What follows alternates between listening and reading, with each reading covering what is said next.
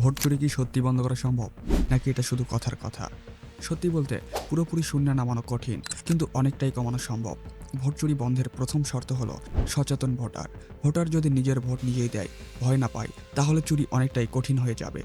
দ্বিতীয়ত দরকার স্বচ্ছ নির্বাচন ব্যবস্থা, স্বাধীন নির্বাচন কমিশন, নিরপেক্ষ আইন শৃঙ্খলা বাহিনী আর শক্তিশালী পর্যবেক্ষণ ব্যবস্থা।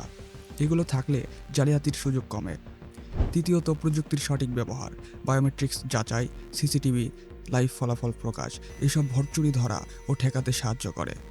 চতুর্থত মিডিয়া ও সামাজিক যোগাযোগ মাধ্যম।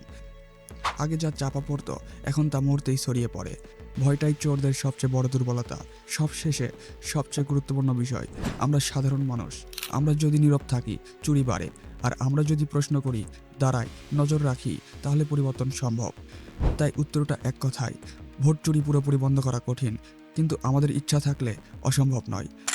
আপনার একটিমাত্র ভোট একটি দেশের ভবিষ্যৎ বদলে দিতে পারে।